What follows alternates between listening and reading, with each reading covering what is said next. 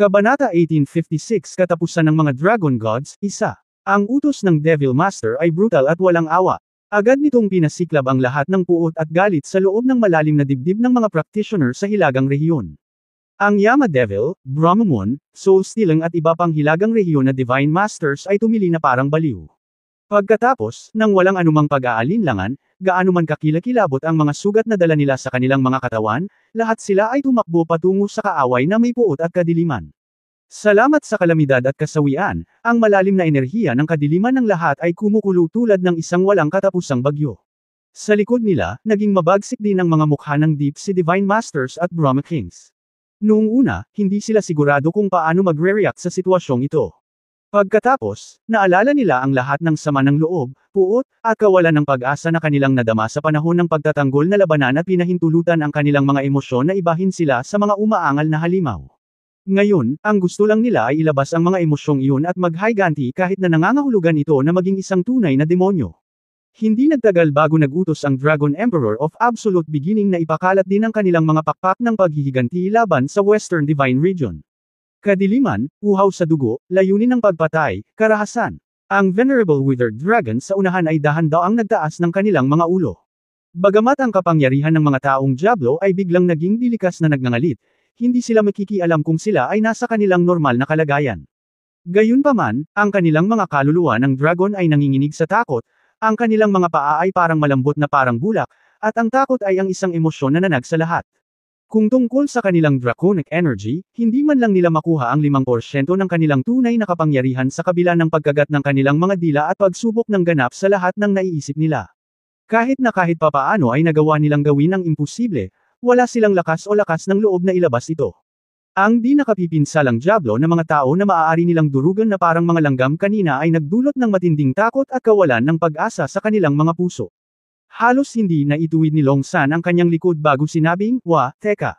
Maghintay ka. Direktang itinanim ni Yan Wan ang isang paa sa mukha ni Long San. Nagkaroon ng malakas na putok, at ang dugo ng dragon ay bumulwak mula sa kanyang basag na ilong at ngipin. Dapat ay madali niyang natanggap ang suntok, ngunit sa halip ay umikot ang kanyang matanda na katawan ng 12 ng beses na parang umiikot na tuktok bago siya mahuli ni Yan Wan at marahas na ibinagsak sa lupa. Dahil sa pressure ng kaluluwa ng sinaunang Dragon God, ang sugatang Yan Wan lang ang makakapagpunas sa sahig kasama ang 5 withered dragons. Jia, Dragon Scum, mamatay, mamatay, mamatay. Hinawakan ang White Rainbow Dragon God gamit ang isang kamay at ang Sky Dragon God sa isa pa. Winasak din sila ni Yan Free sa lupa at naging sanhi ng matinding pagyanig ng Deep Sea God Realm. Agad na tumaas ang itim na usok sa hangin.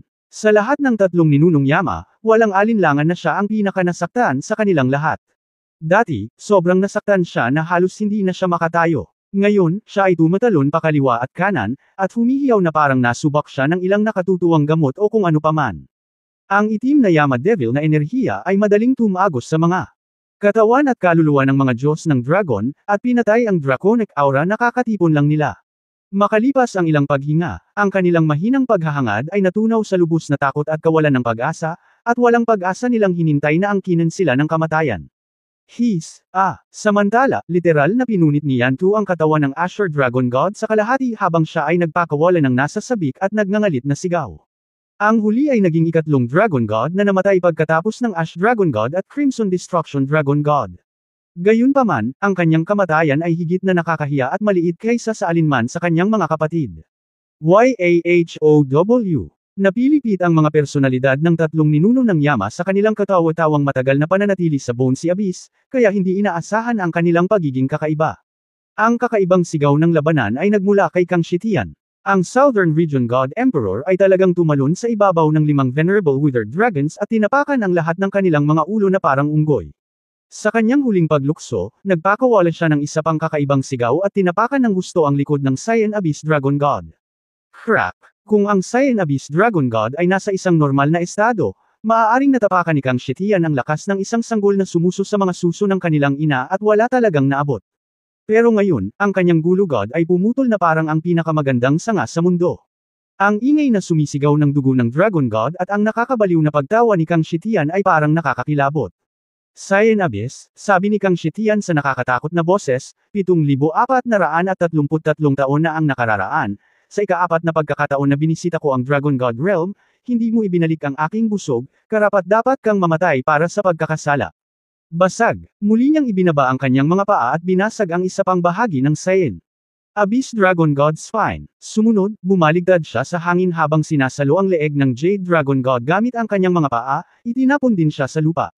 At ikaw, 3,761 taon at 2 buwan na ang nakalipas, niluraan mo ako mula sa malayo dahil hindi mo matiis na makita akong nagsasaya. Akala mo hindi ko napansin. Kumain shit. Boom! Ang ulo at itaas na katawan ng Jade Dragon God ay naglaho sa lupa na parang ang huli ay gawa sa Play-Doh.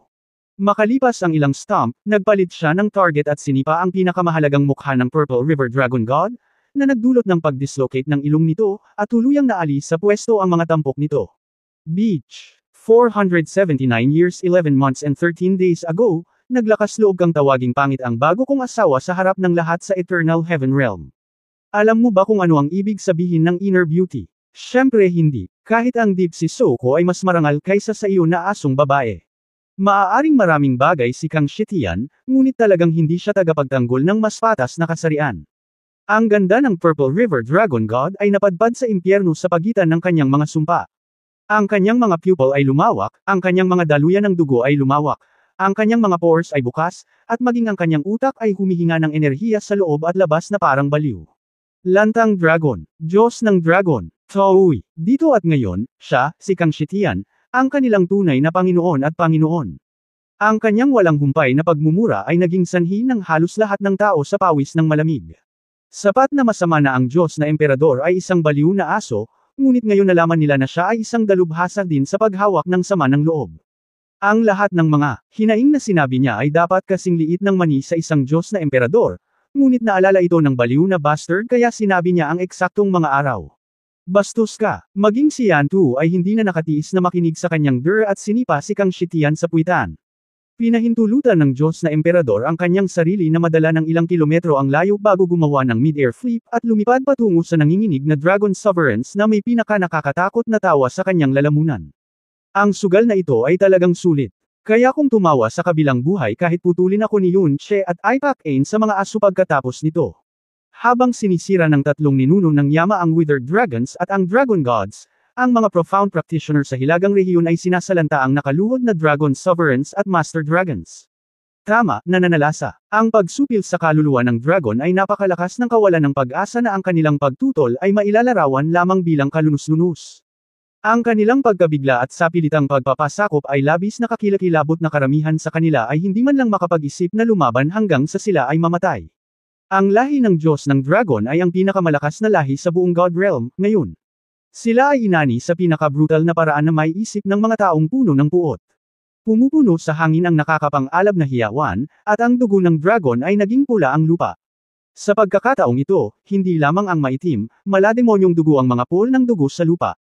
Ang pinakamarangal na kilalang dugo sa mundo, ang dugo ng mga Diyos ng Dragon ay damanak din. Ang Chi Dragons ay nanginginig, ang Blue Dragons ay nanginginig, ang Hui Dragons ay nanginginig, ang Myriad Manifestations Profound Practitioner ay walang dugo, at ang mga kilin ng Kilin Realm ay mukhang mahihimatay sila sa mismong lugar. Hindi sapat ang mga salita para ilarawan ang eksenang nangyayari sa harapan nila. Ang buong kapangyarihan ng malawak na Western Divine Region ay ganap na nagtataglay ng lakas upang durugan ang Northern Divine Region, hindi anumang kapangyarihan sa buong mundo sa mga piraso. Walang umiiral na kapangyarihan na makapagpapaikot nito. Gayunpaman, hindi lamang sinaway ni Yun Che ang sentido komon na iyon, ginawa niya ito sa napakalaking paraan na ang tanging natitira ay pagkabigla at kawalan ng pag-asa. Hindi nagtagal, ang hangin ay nabasa ng dugo ng dragon, at ang mga tunog ng mga dragon na pinuputol ay ang tanging himig na natitira sa mundo. Tumalikod si Yun Che at iniwan ang mga demonyo sa kanilang paghihiganti. Isinakripisyo nila ang lahat ng kanilang kapangyarihan, kanilang espiritu, mga miyembro ng kanilang pamilya, at kanilang mga kaibigan para protektahan siya hanggang sa huling sandali, tama lang nabigyan niya sila ng oras para maghiganti at ilabas ang kanilang pagkabigo sa nilalaman ng kanilang puso. Lumabo ang kanyang figure. Pagkaraan ng ilang gitling, nagpakita siya sa tabi ni Chen Yinger. Bago siya makapagsalita ng anuman, gamit ang magaan na malalim na enerhiya bilang kanyang gabay, inilagay ni Yun Che ang kanyang palad sa kanyang solar plexus at binahaw ang kanyang katawan ng malakas ngunit dahan-dahan ng kapangyarihan ng banal na himala ng buhay. Ang kanyang lubos na pinatuyo na sigla at buhay na ugat ay nagsimulang mabawi ang kanilang mga sarili. Pumikit si Chen Wugo at masayang ngumiti. Sa kabila ng pagsusumikap, ang imahe ng mapagmataas at sinaunang primordial Asher Dragon ay hindi nabawasan kahit kaunti. Ang sinaunang kinang sa mga mata nito ay nanatiling kasing lakas ng dati. Ikaw, katahimikan, galit at madilim na pinutol siya ni Yun She. Sino ang nagbigay sa iyo ng pahintulot na sunugin ang dugo ng Devil Emperor mo? Muntik ka nang mamatay. Binawi ni Chen Yinger ang kanyang bahagyang nakabawi na mga labi ngunit walang sinabi bilang tugon. Uulitin ko, isipin mo isa pang beses na wala kang karapatang mamatay maliban kung iutos ko ito. Huwag kailanman kalimutan iyon. Habang sinasabi ito, hinati ni Yun She ang kanyang light profound energy sa ilang daang batis, nagsisikap na gisingin ang kanyang natutulog na puwersa ng buhay at pabatay ng kanyang buong katawan. Halos maubos na ni Chen Yinger ang kanyang sigla ng buo. Kung hindi siya pinananatiling buhay ni Chen Wugo, maaaring patay na siya. Sa puntong ito, ang tanging kapangyarihan na makapagpapagaling sa kanya sa perpektong kondisyon ay ang Divine Miracle of Life. Gayunpaman, ang pagkaubos ay napakalaki na kahit na ang banal na himala ng buhay ay dapat tumagal ng 2 hanggang 3 taon upang maibalik siya sa kanyang dating estado. Habang iniisip niya iyon ay lalo siyang nagagalit. Matigas niyang sinabi, kung gagawin mo ulit. Hinawakan ni Chen Yinger ang kanyang kamay gamit ang kanyang 2 kamay bago siya matapos. Yun She, ang kanyang mga kamay ay hindi na malamig sa yelo, ngunit ang kanyang pagkakahawak ay lumalakas at lumalakas. Para siyang natatakot na mawala ang lahat kapag bumitaw siya. Kung hindi niya naranasan ang mga paghihirap ngayon, hindi niya malalaman na kaya niya ang ganitong antas ng takot. Kaya oo, hinding-hindi na niya ito uulitin, ni Xiao ni Yun She ay hindi na magsasakripisyo ng kanilang mga sarili. Kung hindi siya nagmamalasakit sa kanya, gagawin niya ang lahat sa kanyang makakaya upang mabuhay at maging mas mahusay kaysa sa lahat ng kanyang mga kababaihan. Kung inalagaan siya nito, mas mabubuhay pa ito ng mas mabuti para hindi na niya maranasan ang takot at sakit ng pagkawala. Ang iyong kadakilaan. Sa sandaling ito ay isang nanginginig ngunit kahangahangang boses ang pumutol sa mga hiyawan at ambon ng dugo at pumasok sa kanyang mga tainga. Ang lahi ng Qilin sa kanlurang rehiyon ay handang sumali sa Devil Master at sundin ang lahat ng iyong mga utos, mangyaring maawa ka sa amin at mabuhay kami. Ang Qilin Emperor ay yumuko sa kanyang likod at ulo hanggat kaya niya nang magdeklara siya ng pagsuko. Sa lahat ng mga kapangyarihan sa kanlurang rehiyon dito, siya at ang kanyang mga tao ang hindi gaanong naapektuhan dahil sila ay mga Qilin, hindi mga dragon. Sa teknikal na pagsasalita, ito rin ang naging dahilan upang sila ang pinakamalakas na pagtutol na taglay pa rin ng kanlurang banal na rehiyon, ngunit ang Qilin Emperor pa rin, sa sarili niyang kagustuhan, ay nagpalagay ng pinakamababang paninindigan at ipinahayag ang kanyang pagsuko sa pinakamababang boses. Sa likod niya, napaluhod din ang mga Qilins. Karaniwan, ang pagluhod sa harap ng isang taong demonyo ay ang pinakamalaking kahihiyan na maaari nilang maranasan. Gayunpaman, isang ganap na tanga lang ang magpapatuloy sa pagtrato kay Yun She bilang isang master ng mga demonyo pagkatapos ng lahat ng naranasan nila ngayon. Ito ay isang tao na sumire kay Longbai at ginawa ang pinakamalakas na lahi sa God Realm sa mga sperming worm gamit ang proverbial flip of his palm. Sa katunayan, hindi magiging mali na tawagin siyang Devil God ng kasalukuyang mundo.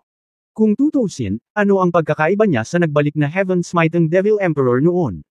Pareho silang nagtataglay ng napakalaking kapangyarihan sa lahat ng puwersa ng God Realm. Paano kung miyembro siya ng mga demonyo? May nakalaban ba noong bumalik ang Heaven-smiting Devil Emperor sa Primal Chaos?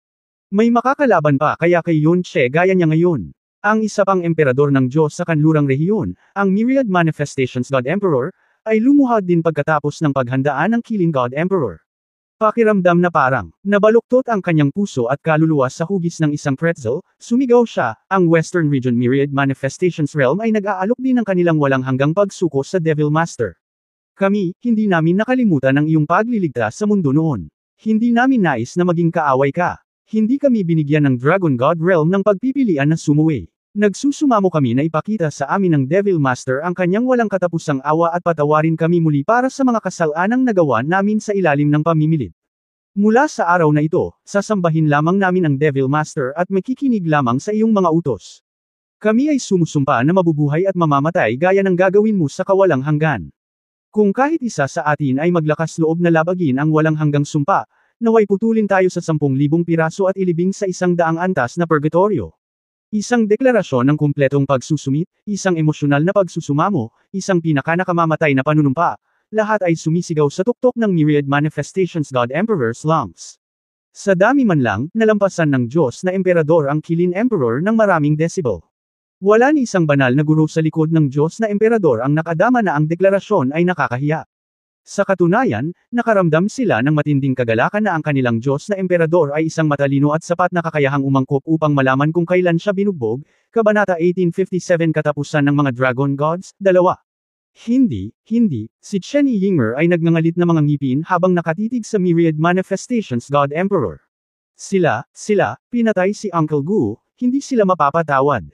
Ang kanyang boses ay napakahina na ito ay nakakaawa, ngunit ang kanyang puot ay napakalalim na ito ay lubusang sumalakay sa puso ni Yun Che. Managinip ka, ang mga mata ni Yan Wu ay nagningning na may mas matinding puot kaysa kay Chen Yinger. Pinatay mo ang aking maharlikang ama, hinding-hindi kita mapapatawad. Iyon ang sinabi niya, ngunit literal na sinasamba ng lahi ng demonyo sa hilagang rehiyon si Yun Che bilang kanilang langit ngayon. Sa kabila ng pakiramdam na siya ay nagluluto ng buhay mula sa matinding puot, hindi siya nang ahas na ituro ang kanyang Yamasphere sa myriad manifestations God Emperor tulad ng dati. Hindi tulad ng apat na lahi ng dragon, ang myriad manifestations God Realm ay hindi gaanong incapacitated. Bukod dito, ang pagtanggap sa kanilang pagsuko ay nangangahulugang walang mawawala at magkakamit ng napakalaking kapangyarihan sa parehong oras. Karamihan sa mga pinuno ay gagawa ng lohikal na pagpili lalo na kung isa sa alang-alang na ang mga puwersa ng hilagang rehiyon ay lubhang hamina ngayon. Natatakot siyang tanggapin ni Yun Che ang alok. Kung gagawin niya iyon, wala siyang boses kundi tanggapin iyon. Hihihi. Gayunpaman, hindi nilingan ni Yun Che ang Qilin Emperor at myriad manifestations God Emperor kahit isang beses. Nakangiting parang malaimpyernong demonyo, sinabi niya, sumuko. Sumuko. Walang hanggang katapatan. Parang naniniwala kang karapat-dapat kang maging lingkod ko. Itinaas niya ang kanyang kaliwang braso, palad na nakaharap sa lupa kung saan hindi mabilang na dugo ng demonyo ang nawala magpakailanman. Ang Qilins. Ang myriad manifestations. Sa aking paningin, ang iyong buong lahi ay hindi katumbas ng kahit isang patak ng dugo ng aking mga demonyo. Parehong naramdaman ng Qilins at ng myriad manifestations Divine Masters ang lamig ng yelo. Ang deklarasyon ni Yun Che ay halos isang parusang kamatayan. Sa sandaling ito ay nagsalita ang isang mapang-akit at malademonyong boses. Your Magnificence, if you don't mind, ang reyna na ito ay may kaunting bagay na ibabahagi sa iyo. Panipit-tandang pananong panipit, si Yun Che ay nakatingin kay Shi Wuyao nang may pagtataka. Ang Qilin Realm at Blue Dragon Realm ay karapat-dapat sa pansamantalang pagpapatawad, kung sila ay nagpapakita ng sapat na katapatan, syempre, patuloy ni Shi Wuyao. Nais lamang ng Qilin Emperor na pangalagaan ang kanyang sarili at ang kanyang mga tao sa simula. Sa kabila ng pagiging kilala bilang pangalawang pinakadakilang Diyos na emperador ng kanlurang banal na rehiyon, siya at ang apat na antas ng 10 Divine Masters ay pinahintulutan ang kanilang sarili na pigilan ng isang Cheni Bingzo. Ang Blue Dragon Emperor ay hindi man lang nag-abala na maglagay ng isang pagkukunwari. Mula sa simula hanggang sa katapusan, kahit na pinagmamasdan siya ni Long Bai, hindi siya tumigil sa pagpapahayag ng kanyang pagkasuklam sa labanang ito. Ang kailangan lang niya ay isang taong magsulat ng salitang, slakang, sa kanyang mukha, at ang larawan ay magiging perpekto. Si Shi Wuyao ay pinagmamasdan ng buong larangan ng digmaan mula pa sa simula, kaya alam niya ito ng higit pa kaysa sa lahat. Karamihan sa mga profound practitioner sa hilagang rehiyon ay dapat na napansin din ito. Ang Qilin Realm ay ang pangalawang pinakamalakas na King Realm sa Western Divine Region, at ang Blue Dragon Realm ang pang-apat na pinakamalakas. Kitang-kita ng lahat ang kanilang lakas. Kung sila ay naging mas aktibo sa panahon ng pag-atake, ang mga puwersa ng hilagang rehiyon ay hindi kailanman makakapagtigil ng sapat para makabalik si Yun Che. Ang Western Divine Region ay ang pinakamalaking banal na rehiyon sa buong God Realm. Kakailanganin nila ang magagandang, mga halimbawa, gabay, at mga hakbang upang mamuno ito ng epektibo. Sa ngayon, ang Qilin Realm at ang Blue Dragon Realm ay walang alinlangan na kanilang pinakamahusay na pagpipilian. Ginamit ni Shi Wuyao ang kaluluwa ng kanyang Diablo upang ihatid ang lahat ng mga kaisipang ito kay Yun Che kasabay ng kanyang pagsasalita sa kanya ng pasalita. Samantala, itinaas ng mga Qilin ang kanilang mga ulo na parang may sinag ng pag-asa na sumikat sa kailaliman ng kawalan ng pag-asa na kanilang kinaroroonan, at ang mga Blue Dragon ay tumingin kay Shi Wuyao na parang siya ang kanilang diyosa. Sa huli, lahat ng mga mata ay nakatuon kay Yun Che at Yun Che na nag-iisa. Pagkatapos ng lahat, siya ang may huling say sa lahat. Hindi kailanman binaliwala ni Yun Che ang mga salita ni Shi Wuyao, kaya pinag-isipan niya itong mabuti. Pagkatapos magmuni-muni ng maikling sandali, biglang inilipat ng Primordial Asher Dragon ang tingin nito at binitiwan ang pagsupil nito sa Qilins at Blue Dragons. Agad na naramdaman ng mga Qilin na parang 10,000 bundok ang naalis sa kanilang mga katawan, naramdaman ng mga Blue Dragon na parang natanggal nila ang isang napakabigat na tanikala na hindi nila alam na suot nila, at lahat ay huminga at nagpawis na parang ipinanganak na muli. Magaling! Ang malamig na boses ni Yunche ay umalangaw-ngaw sa kanilang mga tainga. Titingnan ko kung sapat na ang iyong sincerity, para mabuhay ka ngayon. Hindi napigilan ng Qilin Emperor na manginig ng marahas ang kanyang matatandang anyo nang marinig niya ang inaasahan niyang marinig. Agad siyang yumuko ng malalim at sinabi, "Salamat sa iyong awa, kamahalan. Kamahalan. Ang iyong kadakilaan, kamahalan." Ang Myriad Manifestations God Emperor ay sumigaw sa takot, "Handa kaming sumuko. Lahat sa lahi ng Diablo, lahat, kaya bigyan mo kami ng pagkakataon na." Isang malakas na bagyo ng pagpatay ang biglang bumangga sa lalaki bago pa man ito matapos sumigaw.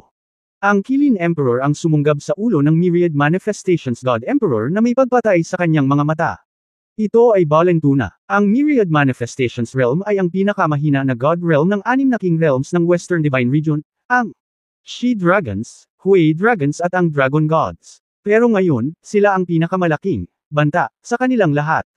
Ang Myriad Manifestations God Emperor ay nagmamadaling ipinagtanggol ang sarili sa takot. Ang Diyos na Emperador ay mas mahina kaysa sa Qilin Emperor noong una, at ngayon siya ay nakagapos ng paghanga sa kaluluwa ng Dragon God. Bilang resulta, ang kanyang kapangyarihan ay agad na gumuhos sa ilalim ng pag-atake ng Qilin Emperor. Ang mga daliri ng huli ay bumaon ng malalim sa kanyang bungo at gumuhit ng halos 100 marka ng dugo. Ikaw, isang galit na Myriad Manifestations na binigkas ng Diyos Emperor sa pamamagitan ng pagngangalit ng mga ngipin. Para sa kaligtasan ng aking lahi ng Qilin, ikaw at ang iyong mga tao ay dapat mamatay, walang pakialam na sabi ng Qilin Emperor. Kapag nakapagdesisyon na, wala nang babalikan. Sumuko ka sa iyong kapalaran. Bang! Pagkatapos ay direktang pinasabog niya ang kanyang enerhiya laban sa bungo ng Myriad Manifestations God Emperor, na naging sanhi ng pag-ungol ng huli sa sakit habang pinalipad siya. Bago niya maituwid ang sarili, ang Qilin Emperor, na itinapon ang lahat ng mga ideya ng awa, ay muling hinampas siya sa likod. Nagsimulang salakayin ng lahat ng Qilin ang puwersa ng Myriad Manifestations Realm. Ang kanilang kalungkutan ay talagang nagtulak sa kanila na maging mas walang awa kaysa sa kanilang laban sa ibang kalaban. Inatake nila ang malalim na mga practitioner na parang inaatake nila ang sinumpaang mga kaaway. Ang pinakamalaking panlaban na puwersa ng Western Divine Region at ang tanging pag-asa nilang maibalik ito ay sumapi sa mga demonyo. Lalong lumakas ang kawalan ng pag-asa na kahit isang liwanag ay hindi na makita sa kanilang mga mata. Tapos na. Ang panahon ng Dragon God ay talagang tapos na. Blue Dragon, ipinauubaya ko sa iyo ang Emperor Chi Realm at Hui Dragon Realm. Ang boses ng Qilin Emperor ay pumasok sa tenga ng Blue Dragon Emperor. Wala kang karapatang mag-alinlangan. Anumang pag-aatubili o awa na iyong ipakita ay maaaring magdulot ng katapusan ng Blue Dragon Race. Maliban na lang kung magiging malakas ka para pamunuan ang buong mundo balang araw, palagi kang mapapatali sa iyong tungkulin bilang Diyos na Emperador ng isang kaharian ng hari. Hindi mo mapapanatili ang iyong moral na integridad. Malaya kang baliwalain ang iyong mga responsibilidad noong tayo ay nabubuhay pa sa panahon ng kapayapaan, ngunit ang mga araw na iyon ay matagal nang lumipas, Blue Dragon Emperor. Mananatili ka ba sa lahat ng iyong dating ugali? Nang muling tumangala ang Blue Dragon Emperor, pinaalis ng asul na liwanag ang lahat ng pagdududa at kalituhan. Inilabas niya ang kanyang draconic aura at ipinatawag ang kanyang imahe. Pagkatapos, isang walang katapusang unos ng malamig na talim ang bumagsak sa mga Chi Dragon at Hui Dragon ng walang awa. Siya mismo ay gumalaw kasama ang napakagandang asul na liwanag at nag-swipe sa lubos na nasaroon ng loob na Chi Dragon Emperor gamit ang isang nagyayelong kuko. Nang mawala ang yelo, nag-iwan ito ng 5 nakakagulat na butas sa katawan ng Chi Dragon Emperor. Ang awa ng Devil Master ay talagang nagdulot ng higit na kamatayan kaysa sa iba. Para naman sa Dragon Gods, sa kabila ng pagkawala ng kontrol sa kanilang draconic energy at soul, ang Withered Dragons at Dragon Gods ay nagtataglay pa rin ng napakalakas na katawan. Hindi ito isang bagay na maaaring saktan ng anumang mortal na kapangyarihan kahit na ito ay ganap na walang pagtatanggol. Sa kasamaang palad para sa kanila, ang nagpahirap sa kanila ay walang iba kundi ang 3 ninunong Yama mismo. Ang 3 ay Asar at ang baliw na Yama Devils ay naglabas ng lahat ng kanilang galit sa Withered Dragons at Dragon Gods. Ang mga hiyawan at ang mga tunog ng pagpunit ng laman at buto ay nakakatakot marinig. Bang bang bang bang bang bang. Matapos mabali o sirain ni Yan Wan ang halos lahat ng buto ni Long Wu, tinusok niya ang kanyang puso at utak at pinutol ang ugat ng kanyang buhay gamit ang malalim na enerhiya ni Yama Devil. Ang mga mata ni Long Wu ay naging malasalamin, at opisyal niyang tinapos ang kanyang buhay doon. Siya ay isang dating Dragon Monarch mismo, at ang dahilan kung bakit pinili niyang pumunta sa hibernation ay upang mailabas niya ang lakas ng mga dragon at mapagtagumpayan ang kanyang mga kaaway, kung sa loob lamang ng 7 araw. Gayunpaman, ang kanyang huling kamatayan ay isang walang dignidad o halaga. Sumunod din sina Longxi at Longsan. Sino ang mag-aakala na ang napakalakas na withered dragons ay papatayin ng mas masahol pa sa walang isip na mga hayop? Kahit papaano ang mga hayop ay napahiyaw at nakipaglaban ng buong lakas bago sila namatay. Ang mga withered dragon na ito ay dapat na namatay sa katandaan at lumipat sa kabilang buhay ng buo ang kanilang pagmamataas at karangalan. Sa halip, napilitan silang gugulin ang kanilang mga huling sandali na panuurin ang kanilang mga kamag-anak na pinatay, at ang kanilang pangalan ay binasbasan para sa kawalang hanggan. Hindi ito ang pagtatapos na nararapat sa dakilang divine hibernation. Ang mga dragon gods ay mas masahol pa kaysa sa kanila. Ang ilan sa kanila ay pinutol ang kanilang mga buto para sa kasiyahan ni Yan 2 at Yan 3, some ay pinipiga o pinipi sa iba't ibang hugis tulad ng clay dough, at ang ilan ay sinipa papabalik-balik na parang bola. Namatay ang Cyan Abyss Dragon God. Namatay ang Purong Dragon God. Namatay ang Sky Dragon God. Tuldok. Ang 800,000 taon ng kadiliman ay nagpasira, nagpaikot at nagpabago sa isipan ng tatlong ninuno ni Yama sa isang bagay na maaari lamang ilarawan bilang lubos na napakapangit. Maaaring kumilos sila na parang masunerang mga apo bago si Yunche, ngunit walang alinlangan na sila ang pinaka-nakakatakot sa mga demonyo sa lahat. Ang pagpapahirap hanggang kamatayan sa kanilang mga kamay ay mailalarawan lamang bilang isang kakilakilabot na bangungot. Sa isang kaugnay na tala, ang Pure Dragon God at Purple River Dragon God ay hindi namatay na mas pangit kaysa sa kanilang mga kapantay. Hindi lamang ang mga ninuno ng Yama ay walang pakialam sa mas patas na kasarian, ang konsepto ng kasarian ay hindi man lang umiral sa kanilang isipan. Ang mga babae ni Yunche ay exception, syempre. Kung saan walang kapangyarihang nakahiga si Long Yi sa lupa, napilitan siyang panuurin ang mga patay na withered dragons, patay na dragon gods, pinutol ang dragon sovereigns at sumasabog na master dragons. Sa kabila ng 600,000 taon na siyang nabuhay, hindi niya akalain na ito ang uri ng impyerno na kailangan niyang mabuhay pagkatapos magising mula sa kanyang hibernation. Devil Master, sabi niya sa malungkot na boses, ang sinaunang Dragon God, tinulungan ka, sa oras ng iyong pangangailangan, hindi mo, mababayaran ang kanyang pabor, sa pamamagitan ng pagpatay sa lahat ng kanyang mga inapo. Pinahit ni Yunche ang kanyang ulo at sinulyapan siya. Inilayo niya ang kanyang palad kay Chen Yinger at dahan-daang naglakad patungo kay Long Yi. Bawat hakbang ay tila nagpapalala lamang ng presyon. Ang kanyang mga inapo. Ang lakas ng loob mong tawagin ang iyong uri ng kanyang mga inapo.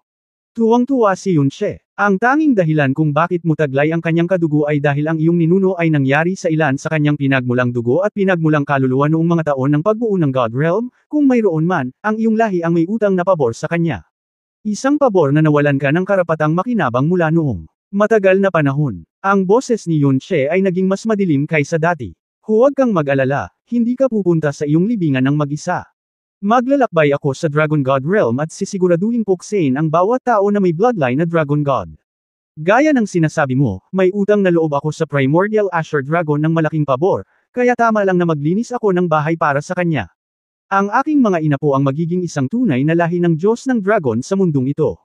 Ikaw, ang dibdib ni Long Yi ay hindi mapigilan habang ang dugo ay umaagos mula sa kanyang bibig. Hindi niya akalain na magiging ganito kalupit si Yunche. Hindi lang niya papatayin ang bawat Dragon God, Dragon Sovereign, at Master Dragon, papawiin din niya ang Dragon God race sa ibabaw ng Primal Chaos mismo. Upang maalis ang mga damo, dapat bunutin ng isa ang mga ugat. Naihatid na niya ang lahi ng Diyos ng Dragon sa isang sulok, kaya hindi siya titigil hanggat hindi sila nalipol. Guro ng Diablo, guro ng Diablo. Sinabi ni Long na may luhang mga mata at mahinang boses, pakiusap, kung dahil lamang sa iisa ang mana at dugo natin, ang lahi ng Diyos ng Dragon ay handang maglingkod sa Diyos ng Dragon na nagkatawang tao, kaya't pakiusap, huwag. Pinili niyang maging lantang dragon, kaya syempre ang kamatayan ay walang takot sa kanya. Ang pagkalipol ng kanyang lahi bagaman ay isang ganap na naiibang kwento. Yan 1. Tumahol si Yunche. Bakit buhay pa siya? Dahil ba hindi ka kumakain ng tae sa loob ng 800,000 taon? Nang inag si Yan 1 mula ulo hanggang paa bago ibinaba ang kanyang kapangyarihan kay Long Parehong nalipol ang ulo ng withered dragon at ang kanyang boses ng ganoon. Ipinikit ni Long Yi ang kanyang mga mata at hinintay ang kamatayan na angkinin din siya. Whoosh! Biglang, isang duguan at guti-guti na figure ang lumundag sa hangin bago eksaktong lumapag sa tabi ng mga paa ni Yunche. Ito ay ang matinding na sugatan at halos hindi humihinga myriad manifestations God Emperor. Ang Diyos na Emperador ay nagpakawala ng nanginginig na daing at nagmakaawa sa kanyang mga mata nang makita niya si Yunche. Kasabay nito, ang nakakapuri na boses ng Kilin Emperor ay nakarating kay Yunche. Ang iyong kadakilaan, ang Myriad Manifestations God Emperor, ay isa sa mga pangunahing salarin sa likod ng pagkamatay ng matapat na lingkod ng Brahma Monarch Lady Goddess. Ang kanyang kapalaran ay sa kanya ang magpasya. Bago pa man bumagsak ang katawan ng Myriad Manifestations ng God Emperor, naramdaman na ni Yunche ang matinding puot na sumasabog mula sa katauhan ni Chen Yinger. Siya ay humakbang pasulong at itinikom ang kanyang mga ngipin, ngunit siya ay nanghihina na hindi niya magawang tapusin ang namamatay na Myriad Manifestations God Emperor. Kaya ginawa ni Yunche ang trabaho para sa kanya. Itinaas niya ang kanyang paa at marahas na ibinaba. Bang! Ang hilagang rehiyon na Devil Master ay dinurog ang Diyos na Emperador sa ganoong paraan. Tanong ni Yunche nang hindi lumingon, sino pa? Kabanata 1858 Dragon Slaughter Ground. Ang Chi Dragon Emperor, at Hui Dragon Emperor. Sagot ni Chen Yinger. Itinulak ni Yunche ang kanyang mga braso pasulong. Ang kanyang kanang kamay ay lumundag sa kadiliman ng malalim na enerhiya, at ang kanyang kaliwang kamay ay umuungol sa malabughaw na hangin. Ang itim at asul na malalim na mga ilaw ay nagtagpo upang bumuo ng isang madilim na bagyo sa kalangitan bago walisin patungo sa kanluran sa hindi kapani-pani walang bilis. Walang nang ahas na hawakan, lalo na't hindi napigilan ang madilim na unos na ginawa mismo ng Devil Master. Nang malapit na ang madilim na bagyo sa target nito, bigla itong nahati sa kalahati at sumugod patungo sa Chi Dragon Emperor at Hui Dragon Emperor na parang isang pares ng umuungal na mga demonyong dragon. Bagamat ang Chi Dragon Emperor at Hui Dragon Emperor ay nagkaroon ng mas kaunting pressure kaysa sa Dragon Gods, ang kanilang paghahangad ay hamina ng husto, at hindi sila makapag-circulate ng higit sa 20% ng kanilang karaniwang kapangyarihan kahit na itinulak nila ang kanilang mga kaluluwa sa punto kung saan nila pinuputol ang kanilang mga sarili. Matapos ihinto ng Blue Dragon Emperor ang pagpigil sa kanyang kapangyarihan, hindi man lang nila magawang ilabas ang isang kumpletong linya ng insulto o pagsusumamo, lalo na ang pagganti sa kanya. Ang isang mahabagi na tao, lalo na ang isa na tumanggi na makipagkumpetensya laban sa mundo sa loob ng 100,000 taon, ay maaaring maging ganap na kakilakilabot kapag sa wakas ay nalutas nila ang kanilang sarili sa karahasan. Mula nang salakayin niya ang Emperor Chi Dragons at Hui Dragons, ang bawat pag-atake niya ay mas malupit kaysa sa huli. Ang sumasabog na yelo, ang nabubulok na lamig, at ang malalim na asul na tila naglalaman ng dagat ng galit at kabaliwan ay natakot maging sa sarili niyang mga tao, lalo na ang mga Chi Dragon at Hui Dragon na nagdusa sa kanila. Hindi nagtagal, mahigit kalahati ng Chi Dragons at Hui Dragons ang malubhang nasugatan o namatay. Ang Chi Dragon Emperor at Hui Dragon Emperor mismo ay nagkaroon ng kanilang profound veins at internal organs na ganap na kinakalawang ng enerhiya ng yelo. Ang tanging dahilan kung bakit sila nabubuhay ay dahil ipinanganak sila bilang mga dragon. Pipigilan na sana ng Blue Dragon Emperor ang biglang paparating na madilim na bagyo na may tabing ng tubig nang bigla niyang madetect ang presensya ni Yunche. Nagmamadali siyang umatras kahit hindi niya alam kung ano ang binabalak ni Yunche. Whoosh! Marahas na sinunggaban ng dalawang bagyo ang Chi Dragon Emperor at Hui Dragon Emperor bago sila itinapon patungo kay Yunche. Ang dalawang emperador ng Diyos sa kanlurang rehiyon ay gumuhit ng mga itim na peklat sa kalangitan bago sila bumagsak ng husto sa lupa sa harap ni Yunche. Ang kadilimang malalim na enerhiya na bumabalot sa kanilang mga katawan ay nakagapos din sa kanilang mga kaluluwa. Naging sanhi ito ng parehong Chi Dragon Emperor at Hui Dragon Emperor na mamilipot sa sakit. Nang magkasalubong sila ng nagyayelong tingin ni Yunche, lahat ng kanilang pakikibaka, kusang loob man o hindi, ay biglang tumigil. Sa teknikal na pagsasalita, lahat sila ay mga pinuno. Gayunpaman, para silang mga mababang uod kumpara kay Yunche. Natagpuan ng Devil Master na nasa ilalim niya ang pag-aaksaya ng isang salita o kahit isang titig sa dalawang uod na ito. Kaya, itinaas niya ang kanyang paa at ibinaba muli ito ng may malupit na lakas. Ang malalim na enerhiya ng kadiliman na nakapaligid sa kanyang mga paa ay dumurog sa Chi Dragon Emperor bago pa man siya magkaroon ng oras na humirit ng isang pagsusumamo. Isang malakas na kaluskos mamaya, wala na siya ng ganun-ganun lang. Hanggang sa puntong ito, ang bawat Diyos na emperador sa kasaysayan ng God Realm ay humigit kumulang namatay sa katandaan. Kalimutan ang mga emperador ng Diyos, kahit na ang pagkamatay ng isang Star God o isang Moon God ay karaniwang nakakagulat na balita na nagpasindik sa buong God Realm. Ngunit ngayon, ang mga Diyos na emperador na ito ay natipon na parang mga tipaklong at pinatay ng maramihan. Susunduan na sana ni Yunche ang Hui Dragon Emperor nang ang nanginginig at puot na boses ni Yan Wu ay biglang pumasok sa kanyang mga tainga, ang iyong kadakilaan, kung maaari. Gusto kong ako mismo ang magsagawa ng hamak na ito. Kailangan lang tingnan ng isa ang dugong bumabalot sa kanyang buong katawan para malaman ang lawak ng mga pinsala ni Yan Wu. Sa kabila ng kapangyarihan ng kalamidad at kasawian, gumalaw pa rin siya na parang may kapansanan. Gayunpaman, nagngangalit siya ng kanyang mga ngipin, tiniis ang kanyang mga pinsala at buong lakas na sumugod patungo sa Hui Dragon Emperor. Ang White Rainbow Dragon God, ang Myriad Manifestations God Emperor, ang Chi Dragon Emperor, at Hui Dragon Emperor ang apat na pangunahing salarin na nagtulak kay Yan Tianxiao na isakripisyo ang kanyang sarili. 3 sa 4 na hamak ay namatay na, ngunit gusto pa rin niyang patayin ang huli gamit ang sarili niyang mga kamay, kung para lang matupad ang kanyang huling tungkulin bilang anak niya.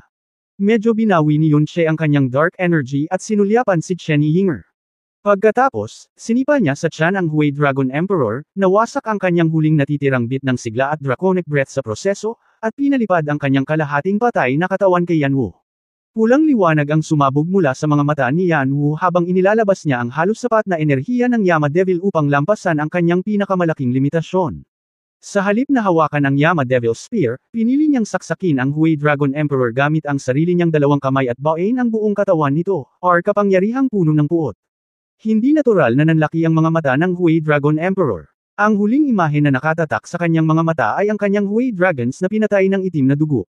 Kung sana, ito lang, panaginip. Boom! Muling sumabog ang enerhiya ni Yan Wu, at isang mas malaking pagsabog ang tuluyang nagwi sa kanyang huling kamalayan at nabasag ang mapagmataas na katawan na nabuhay sa 10,000 taon. Nabasa ng dugo ng dragon ang braso ni Yan Wu at tumalsik sa kanyang buong katawan. Saglit siyang nakatitig sa walang partikular na bagay hanggang sa ang ambon sa kanyang mga mata ay naging hindi mapigil ang luha. Nakita mo ba ito, maharlikang ama? Hindi ka namatay para sa wala, ang iyong huling kalooban at kapangyarihan ang nagprotekta sa Devil Master hanggang sa siya ay bumalik. Ikaw ang nagdala sa amin ng bagong buhay na inakala ng Northern Divine Region na hinding-hindi magkakatotoo sa hindi mabilang na taon. Ikaw ay akin at ang Yama Devils, walang hanggang pagmamalaki. Hindi niya alam kung kailan lumapit si Yunche sa kanya. Pagkatapos niyang mag-isip ng sinag ng purong kadiliman at panasan ang maruming dugo na tumatakip sa kanyang mukha, sa kanyang damit at palda, sinimulan niyang alagaan ang kanyang mga sugat ng marahan. Tulala si Yan Wu at tinitigan si Yunche na may malabong mga mata. Huwag hayaang madumisan ng maruming dugong ito ang iyong katawan o kaluluwa, sabi ni Yunche. Ang napakalaking lamig at kadiliman na nangingibabaw sa kanyang boses kanina ay napalitan ng walang malasakit, ngunit tiyak na kahinahunan. Dapat gusto ng iyong ama na makakita ng isang mas mabuting anak na babae at isang mas mahusay na Yama Devil Realm sa kabilang mundo. Pagkatapos niyang sabihin iyon, itinaas niya ang kanyang kamay at nagpatawag ng isang itim na kaldero. Ito ay ang Devil Artifact ng mana ng Yama Devil Realm, ang Yama Devil Nether Crossing Cauldron. 6 na natatanging dark aura ang lumulutang sa loob ng kaldero ngayon.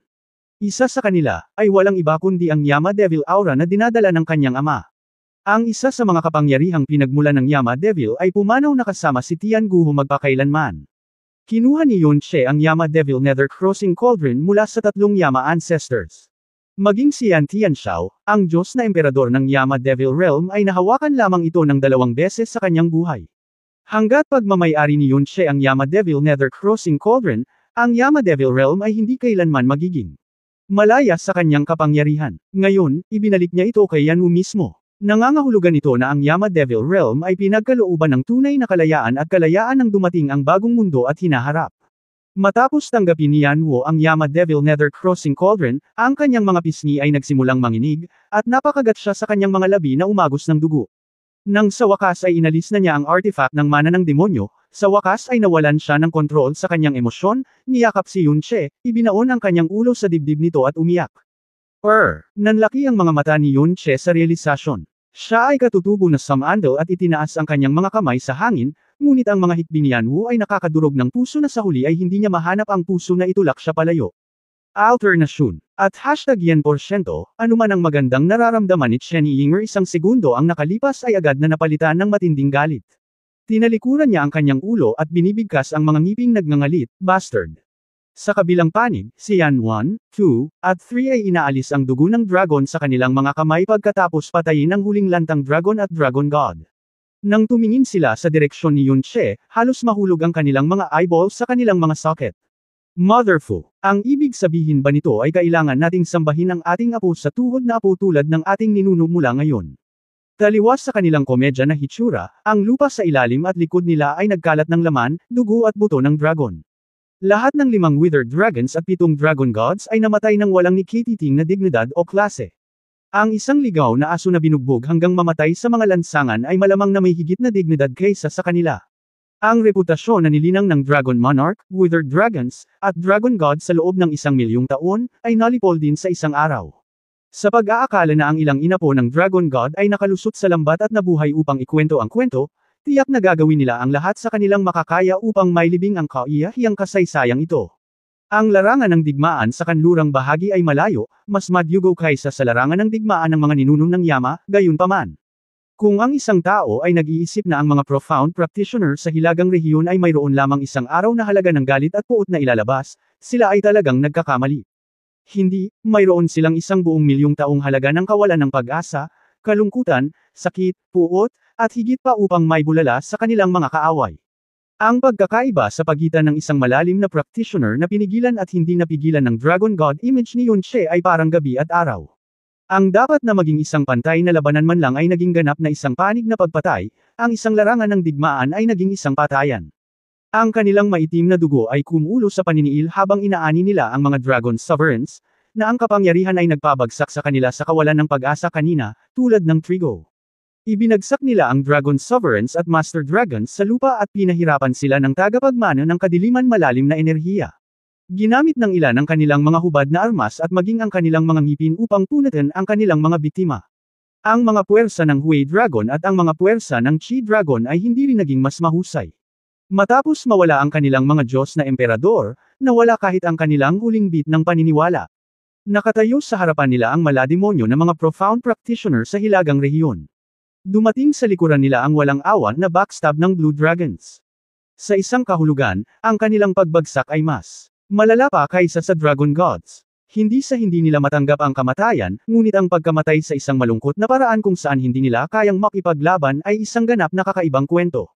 Ibinaba nila ang lahat ng kanilang dignidad at humingi ng awa ng buong lakas, ngunit ang nakuha lang nila para sa kanilang mga problema ay isang ganap na kawalan ng pag-aalinlangan at isang walang awa, basang dugo na kuko. Ang Myriad Manifestations Realm ay ang tanging puwersa na naruroon na maaaring magkaroon ng isang uri ng pagtutol laban sa kanilang mga umaatake, ngunit sila ay masyadong abala sa pagligtas sa kamatayan ng mga makapangyarihang kilin. Mahigit sa kalahati ng makapangyarihang Divine Masters na ito na karaniwang napakahirap patayin ay namatay sa wala pang 15 minuto. Ang dugo ng dragon ay damanak sa bawat paghinga, bawat sandali ng digmaang ito. Kinulayan ito ang langit ng nasirang Diyos na kaharian ng madilim na pula. Habang lumakapal ang hangin at lumakapal na may dugo, sa bandang huli ay parang dugo ng dragon ang nilalanghap nila, hindi hangin. Samantala, si Long Bai ay nakahiga ng mag-isa habang umaalingaw-ngaw ang mga hiyawan ng dugo ng kanyang mga kapatid. Siya ang Dragon Monarch, ngunit naiwan siyang mag-isa tulad ng isang lumang sapatos sa kanal na walang gustong mangabala.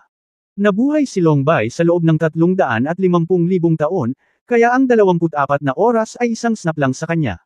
Gayunpaman, sa ngayon, ang bawat sandaling nararamdaman ay kasing haba at mahirap ng 1,000 taon ng pagdurusa para sa kanya. Kinailangan niyang bantayan ang kanyang mga ninuno, ang mga Withered Dragon ay kakatayin hanggang sa huli. Kinailangan niyang panuunin ang kanyang mga Dragon God na namamatay sa kakilakilabot na kamatayan. Kahit ngayon, kailangan niyang marinig ang mga Dragon Sovereigns at Master Dragons na umuungol ng buong lakas. Mas gugustuhin pa niyang mamatay dito at ngayon kaysa magdusa pa sa kanyang kaluluwa at katawan. Walang dumating upang patayin siya, kahit na ang mga walang pangalan na mortal na karaniwan ay hindi man lang niya gustong tingnan. Ang Yunche na kinasusuklaman niya hanggang sa buto bagaman ay lumulutang ng mataas sa langit at tinatanggap ang papuri at paggalang ng mundo ngayon. Hindi patas. Ako, ang Dragon Monarch, ay kailangang linangin ang aking malalim na enerhiya, puso, at kaluluwa sa loob ng 350,000 taon bago ako maging Monarch ng Primal Chaos. Ngunit siya, isang 30 taong gulang na junior na nabuhay ng wala pang 10,000 ng aking buhay, tinalo ako, pinahiya ako, at winasak pa ang mga Dragon God na namuno sa mundo sa loob ng 1,000,000 taon. Ang mana ng Heretic God, ang mana ng Devil Emperor, ang regalo ng Dragon God, at maging si Shen Shi. Bakit napakadali niyang makuha ang lahat na hindi kayang makuha ng ibang tao kahit na ipusta nila ang lahat ng mayroon sila? Bakit napaka-unfair nitong makalangit na paraan? Bakit nakakatuwa ang tadhana? Bakit? Kahit papaano ay nagawa niyang magpumigla sa kanyang mga paa, ngunit tumagal lamang ito ng isang iglap bago siya muling lumuhod. Ni hindi niya maituwid ang kanyang likod. Ang kanyang mga sugat ay mas malala kaysa sa nakikita mula sa labas. Ang kanyang mga laman loob at malalalim na ugat ay natupok ng dilim o nasunog na naging abo ng apoy.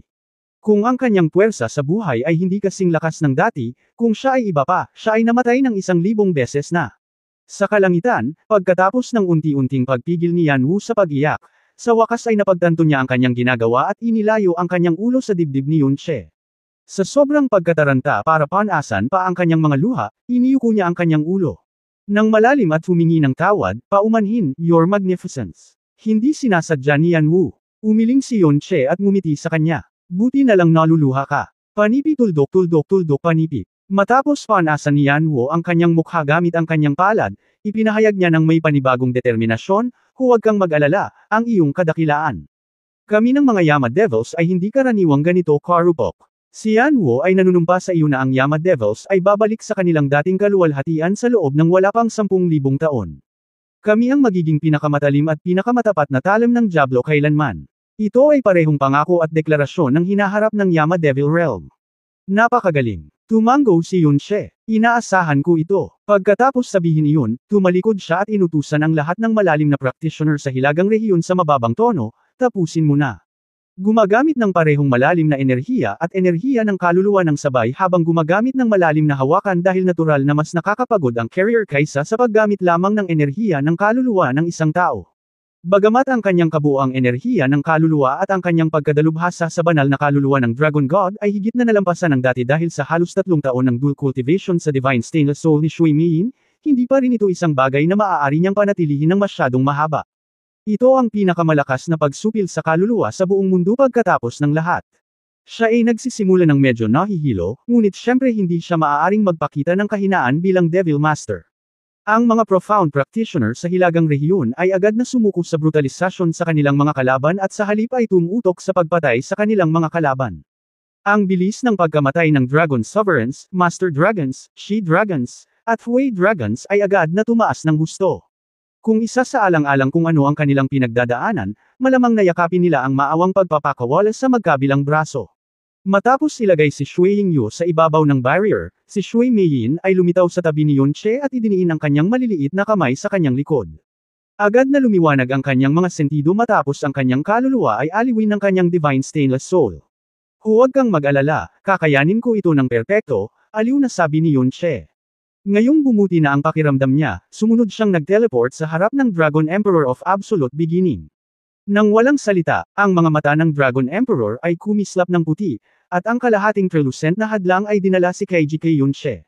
Inunat ni Yunche ang kanyang mga braso at maingat na niyakap siya. Maraming taon na ang lumipas mula noong nakamamatay na araw na iyon, ngunit ang hitsura ni Keiji ay hindi nagbago ni Katie Ting. Maliit pa rin siya, maislan, malambot at cute noong araw na una niya siyang nakita. Para siyang natutulog na kuting sa kanyang mga bisig. Ang kanyang mga pinsala ay hindi masyadong malubha, ngunit siya ay hindi natural na nanghina. Malinaw na lumaban siya hanggang sa huling bit ng lakas. Tinitigan niya ang isang nakamamatay na maputlang mukha at unti-unting hinigpitan ang yakap. Pagkaraan ng mahabang panahon, sa wakas ay umiwas siya ng tingin sa mukha nito at sinabing, hindi ko makakalimutan ang pabor na ginawa mo para sa akin, Dragon Emperor of Absolute Beginning. Mahigit sa kalahati ng core ng Dragons of Absolute Beginning ang namatay sa labanan ngayon. Ang Dragon Emperor of Absolute Beginning mismo ay lumayo na para protektahan si Keiji. Parehong mahusay na pabor na hindi niya makakalimutan anumang oras sa lalong madaling panahon. Mabuti naman, sabi ng Dragon Emperor of Absolute Beginning. Basta tretuhin mong mabuti ang aking Panginoon, at magiging maayos ang lahat. Malumanay na sagot ni Yunche. Si Keiji ay kanyang asawa. Hindi na kailangang gumawa ng isang palabas tungkol sa isang bagay na napakalinaw. Sa isang kaugnay na tala, malamang na maalis niya ang devilish imprint na itinanim ng Heaven-smiting Devil Emperor sa Dragons of Absolute Beginning gamit ang Eternal Calamity of Darkness.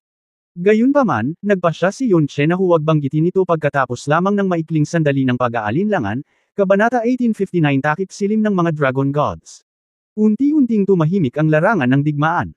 Ito ay hindi na umaalingaw sa kahabag-habag na mga pag-iyak na puno ng kawalan ng pag-asa o ang nakakadurog na mga tunog ng mga katawan na naghihiwalay. Tanging ang mga tunog ng mabibigat na paghinga at ang paminsan-minsang alulong ng galit na paghihiganti ang maririnig. Ang madugong ambon na nakasabit sa hangin ay hindi na lumalalim. Sa halip, ang metal ikong tang ng dugo ay dahan-daang pinapakalat ng hangin.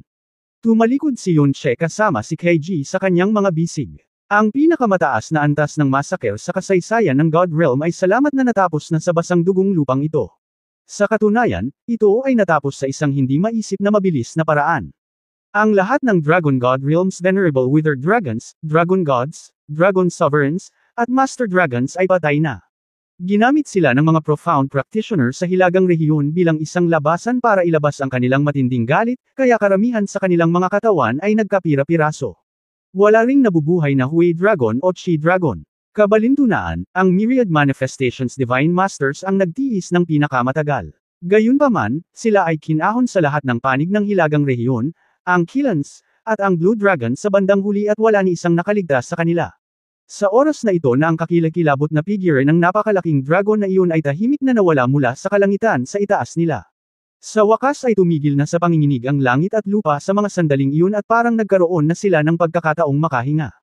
Kung may dumating man sa 10 Directions Deep Sea Realm sa sandaling ito, hinding-hindi sila makapaniwala na ang maliit na bundok ng laman at buto ay pag-aari ng mga emperador ng Diyos at Divine Masters ng mga King Realms ng Western Region. Hindi mahalaga kung anong lahi sila o kung anong antas ng kapangyarihan ang taglay nila, ito ay sadyang hindi kapani-pani walang isang kwento. Ang pagkawasak ng Southern Sea God Realm sa loob ng isang araw ay nagulat na sa buong universo. Sa parehong maikling panahon, ang larangan ng digmaan na ito, na orihinal na napuno ng sapat na draconic na lakas upang year-okan ang buong universo, ay nabaligtad ng tila isang pitik ng kamay ni Yunche. Sa halip, ito ay naging isang kaganapan na umaalingaw-ngaw sa paglipas ng panahon. Ang pinakamalaking pagpatay ng dragon na nakita at makikita ng God Realm. Bukod sa Blue Dragon Clan na napatawad na sa ngayon, isa lang ang nakaligtas sa mga dragon sa kanluran, si Long Bai. Ang Devil Master ang magpapasya sa kanyang kamatayan, kaya kahit gaano pa kabaliwan ng mga profound practitioner sa hilagang rehiyon, hindi pa rin nila hinahawakan ang isang buhok sa kanyang ulo. May isa pang tao na nabubuhay pa. Bang! Isang guti-guti at guti-guti na katawan na napakasama ng hugis na halos hindi katulad ng tao ang sinipa patungo kay Yunche. Agad na lumingon si Yunche para tingnan ang baldado. Ang kanyang mukha ay ganap na napinsala, ang kanyang mga paa ay ginupit, at marami sa kanyang mga buto ang makikita sa ilalim ng kanyang natuklap na laman. Pumangit siya kaya imposibleng sabihin kung sino ang taong ito batay sa kanyang kasalukuyang hitsura. Gayunpaman, agad na nakilala ni Yunche ang mahina at mahinang hibla ng enerhiya na umaagos mula sa putol-putol na bukol ng laman na ito. Si Zhou Zuzi talaga. Hindi lang siya buhay pa, may malay pa siya at ang mga mata niyang kalahating bukas ay parang nakakakita pa ng medyo malinaw. Nang siya ay sinipa sa harap ni Yunche, ang kanyang katawan ay marahas na pumiglas habang ang isang magaspang na gurgling na tunog ay nagmumula sa kanyang lalamunan.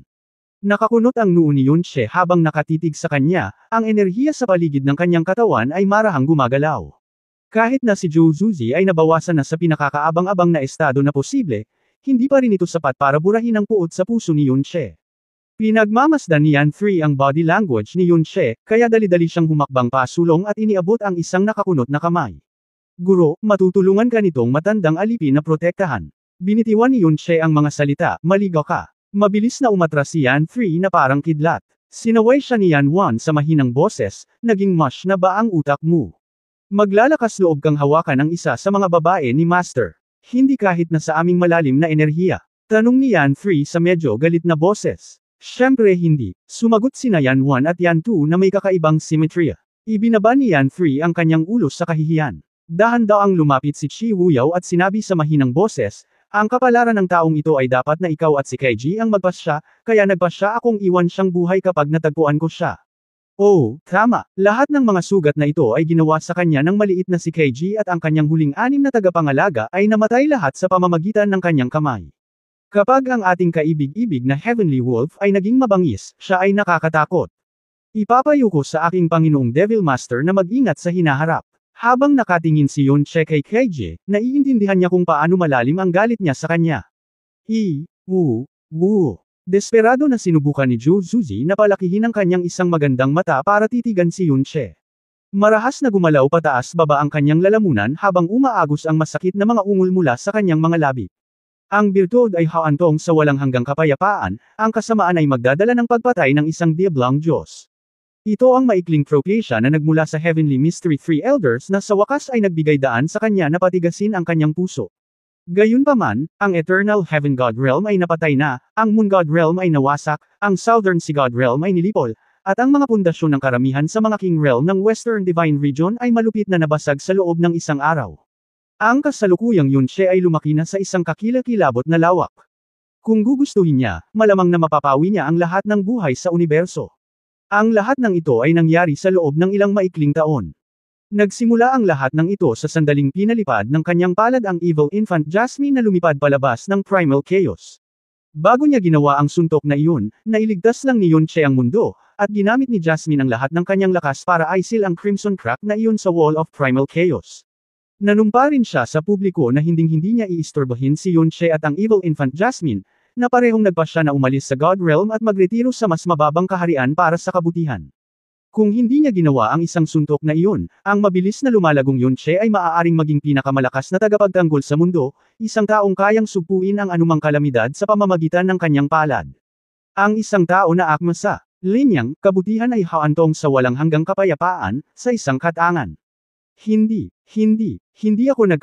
Hindi ako nagkamali. Lahat ng ginawa ko para sa kapakanan ng mundong ito. Ang winasak ng hampas ng palad kung iyon ay ang aking sariling karangalan. Ngunit ginawa ko ito upang alisin sa mundo ang pinakamalaking banta nito. Hindi ko ito ginawa dahil sa makasariling ambisyon. Ginawa ko ito para sa mundo. Paano ako nagkamali? Tungkol naman kay Yunche. Siya ay sinapian ng kadiliman at walang awang pinatay ang mga bituin sa buong mundo. Sa katunayan, siya ang nagpabagsak ng malaking kalamidad na ito sa buong God Realm. Malinaw na ngayon na ang kanyang likas na katangian ay isang diablo. Tinulungan ko lang siyang magising sa kanyang kalikasan ng mas maaga kaysa sa inaasahan. Wala akong ginawang masama. Habang tumatakbo ang kanyang isip sa magulong-gulo, si Yunche, na kanina pa malamig na nakatingin sa kanya, sa wakas ay kumilos.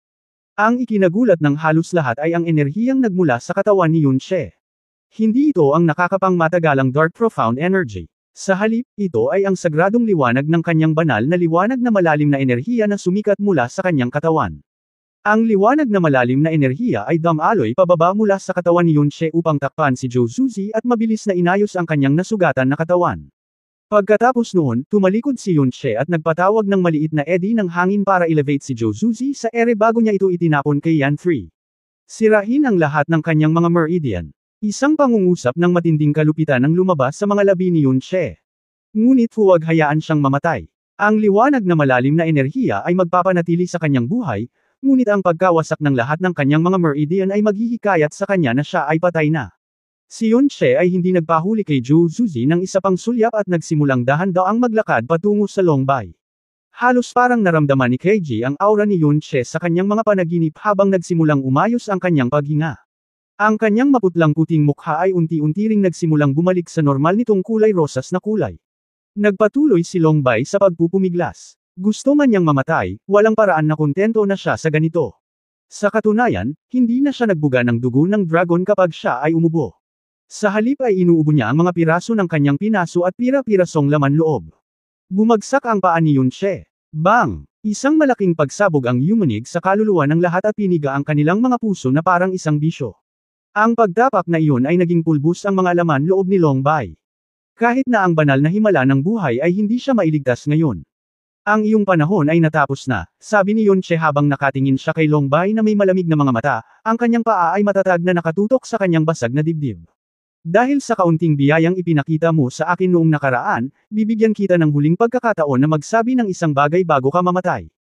Ang banal na liwanag sa mga mata ni Longbay ay mabilis na kumukupas, at ang kanyang espiritual na mga pandama, na mabilis na dumudulas mula sa kanya, ay hindi na maramdaman ang kanyang sariling katawan. Gayunpaman, para sa ilang kakaibang dahilan, ang kanyang nanlalabo at pagod na mga mata ay nakikita si Yunche ng may matinding kailanawan. Ang mga labi ni Longbay ay biglang nagsimulang kumerba pataas. Nakangiti talaga siya at nakakatakot ang ngiti niya. Ang kanyang walang hanggan na sakit at kawalan ng pag-asa ay biglang napalitan ng isang pangit na saya habang siya ay nagsimulang ngumiti na parang baliw na baliw. Panipi tandang padamdam tandang pananong panipi. Ang demonyong kaluluwa ni Chi Wuyao ay sinaktan ng biglaang pagbabagong ito. Umikot siya para titigan si Longbay, isang malaking pagsimangot sa kanyang mukha. Yunche. Ginamit ni Longbay ang lahat ng kanyang lakas at kalooban upang bigkasan ang mga salitang iyon ng napakahirap. Sa tingin mo ba, na, nanalo ka? Hey. Ang tila tawa ay nagmula sa bibig ni Longbay, but ito ay napuno ng labis na sakit at kagalakan na ikinabaluktot ng puso ng isa. Sa totoo lang, siya. Nako, isang pakiramdam ng pagkabalisa ay biglang umusbong sa puso ni Chi Wuyao. Gayunpaman, sa sandaling ito na ang isang sinag ng asol na liwanag ay bumakas na parang bulalakaw na nagtatapos sa mundo, na nagbukas ng isang nakasisilaw na nagyayelong linya sa espasyo na dinaanan nito. Habang ang nagyayelong liwanag ay nakasisilaw sa kanila, si Mushwanyin ay dahan-daang nag-iril, hawak ang maayos na pinutol na ulo ni Longbay sa kanyang kamay. Ang pangit at masasamang ngiti na iyon ay namuo sa dugong mukha ni Longbay. Ilang saglit pa ay nanginginig at kumaibot ang mga labi niya, ngunit walang tunog na lumabas mula rito. Sobrang lamig. Ang kanyang huling pag-iisip ay umalingaw sa isang walang laman na mundo. Isang mundong walang liwanag, isang mundong puno lamang ng lamig at kawalan ng pag-asa. Katulad ito ng nangyari sa kanya mahigit 300,000 taon na ang nakalilipas. Binasag ng kanyang mga kaaway ang kanyang mga paa at binulag ang kanyang mga mata bago siya itinapon sa isang tigang na ilang, na iniwan siyang mamatay sa kadiliman at kawalan ng pag-asa. Pagkatapos, isang walang katulad na mainit na liwanag ang biglang nagliwanag sa malalim na kailaliman ng kawalan ng pag-asa at sa loob ng liwanag, nakita niya ang isang celestial figure na magtutulak sa kanya sa isang walang katapusang panaginip, isang diyosa na sisilaw sa kanyang bawat iniisip. Shen Shi. Gayunpaman, ang panandaliang liwanag na iyon ay hindi na muling bumaba sa kanya, kahit na ang kadiliman mismo ay nagsimulang maglaho sa malayo. Ang aura ng Dragon Monarch ay nawala ng tuluyan sa mundong ito. Nawala na lahat ng kulay ng bukas niyang mga mata. Kahit na nakatitig siya sa langit, hindi na siya makakagawa ng kahit isang sinag ng liwanag sa sansinukob na ito na kanyang pinamunuan sa daan-daang libong taon. Noong siya ay hari, hindi niya pinangarap na darating siya sa isang kahabag-habag na wakas. Itinaas ni Yun Che ang kanyang ulo upang titigan ng pipi si Mushwanyin. Napagpasyahan na niya na si Longbay ay mamamatay sa walang ibang kamay kundi sa kanya. Gayunpaman, sa huling sandali, may umagaw sa kanyang ulo. Kung ito ay ibang tao, tiyak na siya ay nalilipad sa matinding galit ngayon. Sa kasamaang palad para sa kanya, ang taong iyon ay nagkataong si Mushwanyin. Hindi niya sinasadyang nabigkas ang isang salita sa gulat, ngunit mabilis niyang binago iyon. Xuanyin, ikaw, siya ang pumatay sa akin noon. Binalot ni Mushwanyin ang Snow Princess Sword. Kaya tama lang na maghayganti ako para sa sarili ko. Nakahinga ng maluwag si Chi Wuyaw habang binaril niya si Mushwanyin ng panandaliang tingin ng pasasalamat. Ang mga pamamaraan ni Yun Che ay unti-unting nagsimulang maging katulad ng sa isang emperador ngunit siya ay napakabata pa, kaya natural na kulang ang kanyang karanasan. Kapag nahaharap sa mga tao na kailangang pumatay, hindi dapat pahintulutan silang magsabi ng anuman maliban kung mayroon silang mga lihim na kailangang makuha bago sila mamatay. Dahil kapag nalaman ng isang tao na mamamatay sila sa isang kinasusuklaman na kaaway, karaniwan na para sa kanila na sabihin ang pinakamasamang bagay na maiisip nila. Dahil dito, maaaring magsinungaling si Longbay na ginahasa niya si Shen Shi bago ito namatay. Walang paraan para patunayan iyon dahil patay na silang dalawa, ngunit mag-iiwan ito ng nakakasakit na sugat sa puso ni Yun Che. Ang kakilakilabot na kagalakan sa mukha ni Longbay ay nagpakita na alam niya na ang kanyang mga salita ay tiyak na magdudulot ng matinding suntok kay Yun Che. Higit pa rito, malabo na naramdaman ni Chi Wuyaw na napakaposible na hindi isang kasinungalingan ang kanyang naisip sa mabilisang paraan. Tama. Nagmamadaling tumanggo si Yun Che. Ang madugong labanan ay natapos na, at ngayong kaharap na niya si Mushwanyin, na minsan ay inakala niyang nawala sa kanya ng tuluyan, nagsimula siyang makaramdam ng kaunting kawalan. Siyempre, ang pagpatay mo sa kanya, ay para sa ikabubuti. Sa likuran, naramdaman ni Yan 1, Yan 2, at Yan 3 ang kanilang mga balahibo habang ang malamig na panginginig ay dumadaloy sa kanilang mga gulugod. Ang mga espiritual na sentido ng tatlong matandang halimaw na ito ay nasa ibang antas mula sa karamihan ng mga tao, ngunit sa sandaling ito, talagang nakaramdam sila ng matinding kakulangan sa ginhawa na nagmumula sa katawan ni Yun Che. Ang kinatatakutang Devil Master, na pumatay sa Dragon Monarch at sa kanyang venerable Wither Dragons na parang mga aso, ay tila natatakot sa babaeng ito. Ito ang sandaling inukit nila ang bawat bahagi ng aura at tampok ni Mushwanyin sa kanilang puso at isipan. Sa ngayon, ang kanyang katayuan sa kanilang mga puso ay agad na nalampasan ang lahat ng nakaraang mga ninuno. Ang mga titig na itinuro nila sa kanya ay agad na naglalaman ng malalim at nakakapangiwi. Kahit na ang mga ito ay nakadirekta lamang sa kanyang likuran. Isang mahinang ungol ang lumabas sa labi ni Keiji. Agad na iniyuko ni Yun Che ang kanyang ulo para bamulong, Keiji. Sa oras na ito, kumikinang ang katawan ni Chi Wuyaw at dumating siya sa gilid ng ulo ni Longbay. Tahimik at palihim niyang inilabas ang isang hibla ng kanyang Nirvana Divine Soul Power at ipinutok ito patungo sa huling naglalaho na tipak ng kaluluwa ni Longbay. Agad niyang binawi ang thread ng soul energy at binasa ito. Matagumpay nitong nakuha ang maliit na bahagi ng iniisip ni Longbay isang oras bago ang kanyang kamatayan. Habang sinusuri niya ang mga pag-iisip na iyon, ang mukha ni Chi Wuyaw ay kumaibot ngunit agad siyang nakinis ang kanyang ekspresyon. Nanginginig ang nagyayelong mga mata ni Mu Xuanyin habang sinulyapan niya si Chi Wuyaw, ngunit wala siyang sinabi. Hindi pa nagising si Keiji. Bahagya siyang lumipat sa yakap ni Yun Che habang siya ay nakatulog muli. Kabanata 1860 Ang Ascendancy of Yun, 1. Ang pagkamatay ni Long Bai ay kumakatawan sa katapusan ng isang panahon, ang simula ng isang bagong panahon. Ang mga malalim na practitioner ng Northern Divine Region ay nagtipon na sa likod ni Yun Che. Sa sandaling lumingon siya upang tingnan ang mga ito, napaluhod na sila ng husto, yumuko at sumigaw, ang iyong kadakilaan. Karamihan sa kanila ay pagod o lubhang nasugatan at patuloy pa rin silang humahampas salamat sa pangalawang hanging ibinigay sa kanila ng kalamidad at kasawian. Gayunpaman, ang bati nilang ito ay tila mas malakas at nakakabingi kaysa sa mga nauna nilang pagbati. Sa katunayan, halos lahat ng profound practitioner sa hilagang rehiyon ay sinubukan ang kanilang makakaya upang mapunit ang kanilang sariling lalamunan sa sigaw na ito. Sa likuran, lumuhad sa lupa ang mga nakaligtas na Brahma Kings at Deep Sea Profound Practitioner. Kahit nasa likod, ang Killens at Blue Dragons ay lumuhad din sa tuhod na nanginginig sa pagkabalisa at takot. Tumango si Yun Che, baka bumangon ka. Gayunpaman, wala sa mga profound practitioner sa hilagang rehiyon ang bumangon. Itinaas ni Fen Daochi ang kanyang ulo upang tingnan si Yun Che. Huminga siya ng ilang malalim bago siya tuluyang makapagsalita sa nanginginig na boses, Devil Master, kami, nanalo, tama. Oo, nanalo kami. Isang mabigat na tango ang ibinigay ni Yun Che sa kanyang ulo. Sa 4 na haring kaharian ng silangang banal na rehiyon, 2 ang nawasak at 2 ang nasa ilalim ng mga pakpak ng ating lahi ng Diablo. Ang Eternal Heaven God Realm ay naligo sa dugo ng mga naninirahan dito, habang ang Moon God Realm ay walang iba kundi ang mga lumulutang na bato at abo. Ang Star God Realm, at ang Brahma Monarch God Realm ay sumama sa atin, kaya ang Eastern Pac God Realm ay sumapi sa atin. Sa 4 na King Realm ng Southern Divine Region, tinapakan namin ang Southern Sea God Realm, hinangaan ang Xuanyuan Realm at Purple Micro Realm sa pagpapasakop, at kusang loob na sumama sa amin ang 10 Directions Deep Sea God Realm. Tungkol sa ating pinakamalaki at pinakamahirap na balakid, ang Western Divine Region. Lahat ng Divine Masters na kabilang sa Dragon God Realm, ang Emperor Chi Realm, ang Hui Dragon Realm, at ang Myriad Manifestations God Realm ay napatay na.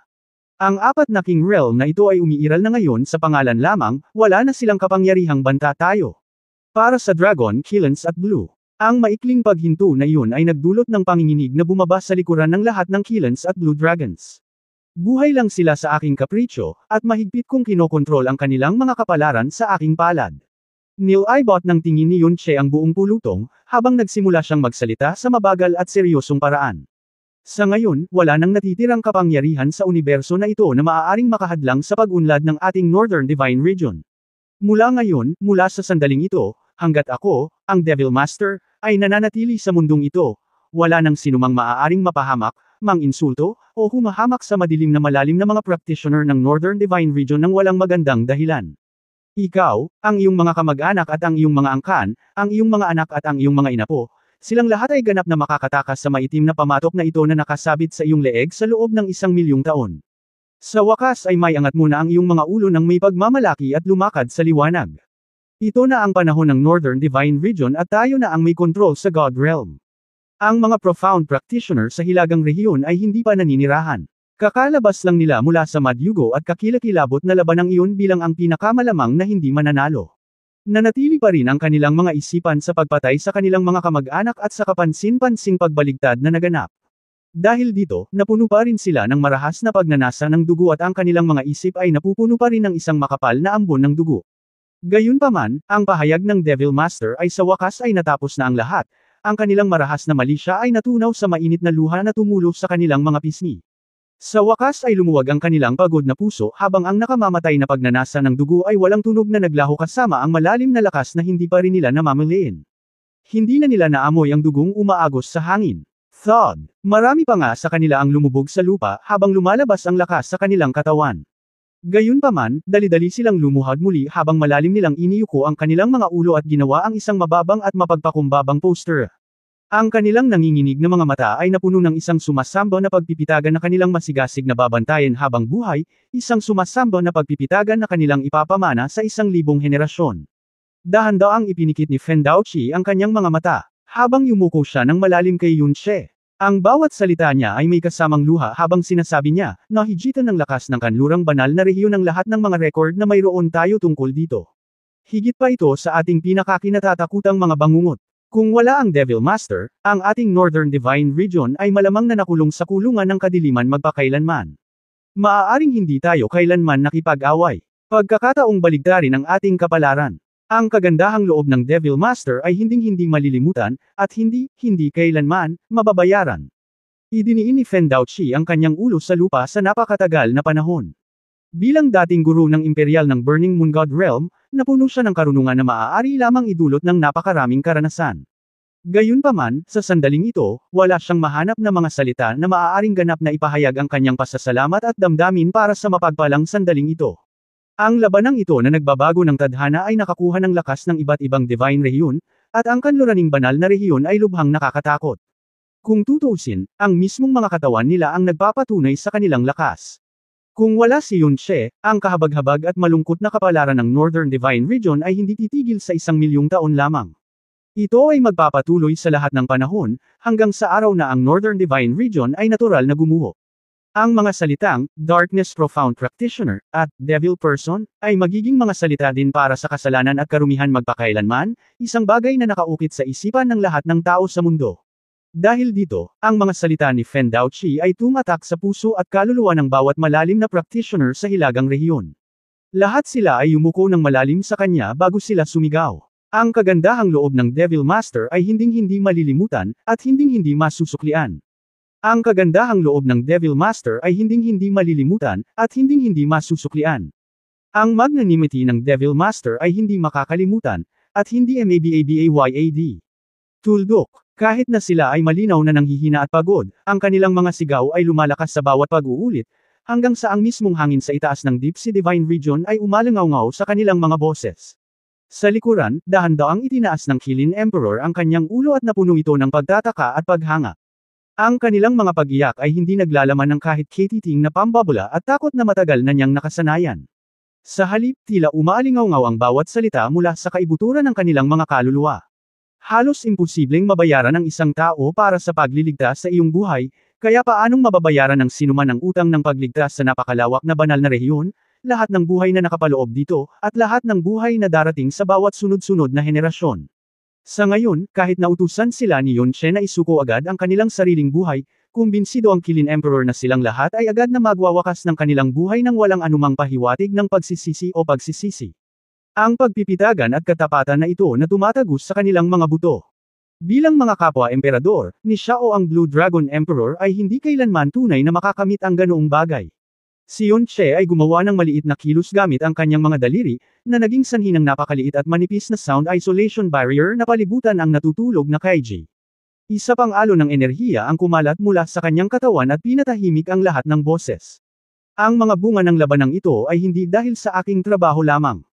Hindi ko rin nailigtas ang Northern Divine Region ng mag-isa. Nagawa nating lahat, magkasama, bawat isa sa inyo. Isang mahinang buntong hininga ang pinakawalan ni Yunche at sinabi, ang maagang pagbabalik ni Longbei, ang World Dragon City, ang Venerable Withered Dragons. Ang lahat ng ito ay mga hindi inaasahang variable na hindi namin posibleng maisip.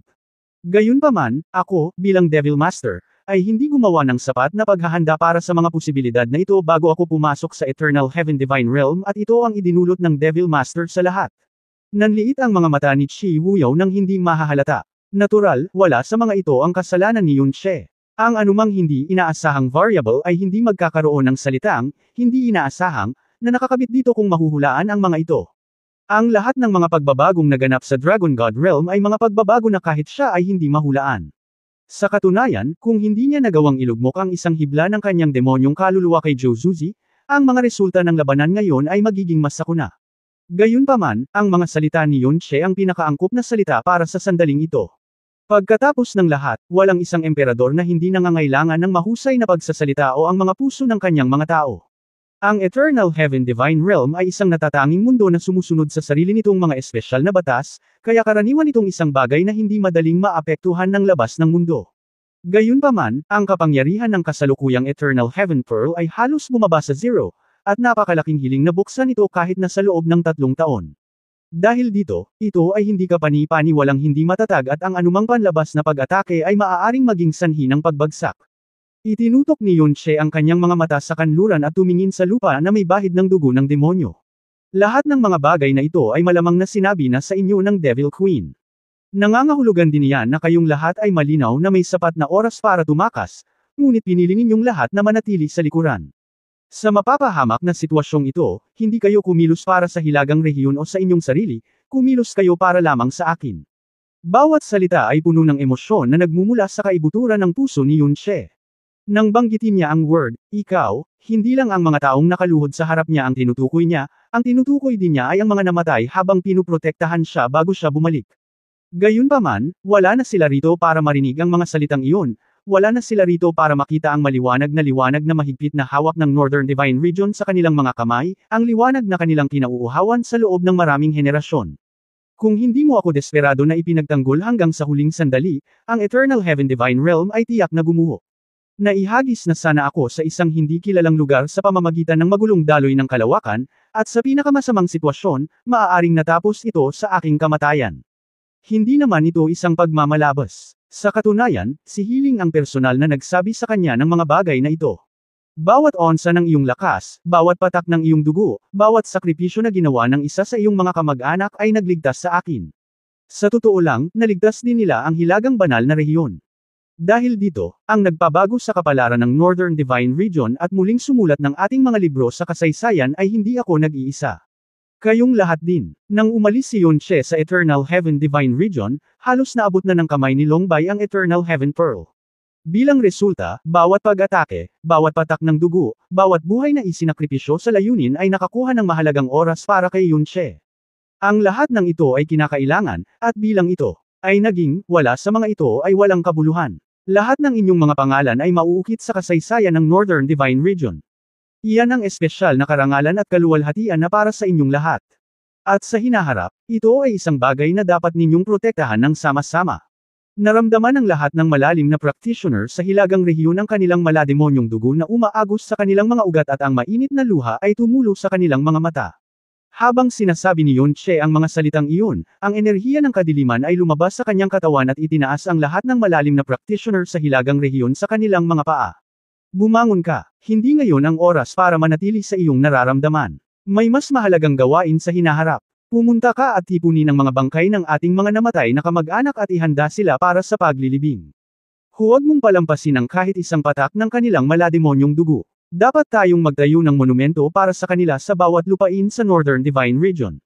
Isa na mananatili magpakailanman. Lumakad si Fen Daochi sa pinuno ng kapulungang ito at muling yumuko kay Yunche.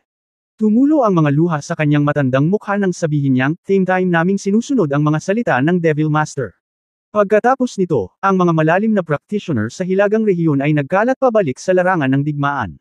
Sinundan nila ang mga bakas ng kadiliman na malalim na enerhiya patungo sa mga katawan ng kanilang mga namatay na kamag-anak.